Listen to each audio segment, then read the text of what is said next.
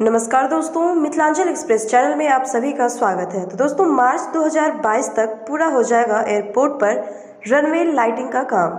बहाल हो सकेगी रात्रि हवाई सेवा।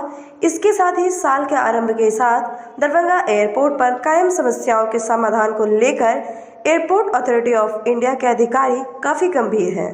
शीघ्र ही इसकी प्लानिंग और तकनीक टीम शीघ्र एयरपोर्ट का निरीक्षण कर सकेगी और मार्च तक रनवे पर लाइटिंग का काम पूरा कर लिए जाने की योजना पर काम चल रहा है। अभी स्थानीय सांसद गोपाल जी ठाकुर ने सोमवार को स्थानीय एयरपोर्ट अथॉरिटी ऑफ इंडिया के अध्यक्ष अरविंद सिंह से मुलाकात कर एक संक्षिप्त बैठक की और दरभंगा एयरपोर्ट से संबंधित विभिन्न विषयों पर चर्चा की।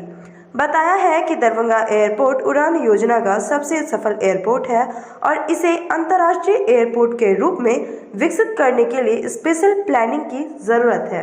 प्लानिंग और टेक्निकल टीम द्वारा एयरपोर्ट का निरीक्षण किया जाना भी जरूरी है ताकि भविष्य की संभावनाओं को ध्यान में रखते हुए दरभंगा एयरपोर्ट को तैयार किया जा सके। सांसद ने सुरक्षा के लिहाज से नीलगाय सहित अन्य जंगली पशुओं को वहां से अविलंब हटाने, एनएच के बगल की 4 दीवारी बाउंड्री वॉल को ऊंचा किए जाने तथा एयरपोर्ट परिसर में सीसीटीवी की संख्या बढ़ाने की बात कही है।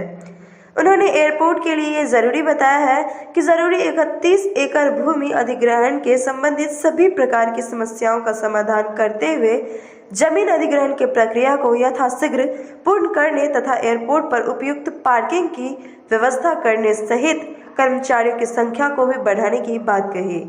बताया है कम दृश्यता एवं धुंध के कारण बाधित हो रहे विमान परिचालन के लिए आवश्यक उपकरण लगाया जाए ताकि रनवे लाइट का कार्य जल्द से जल्द पूर्ण किया जा सके ताकि सुचारू एवं सुरक्षित रूप से विमानों का परिचालन हो सके, यात्री हवाई सेवा भी बहाल हो सके।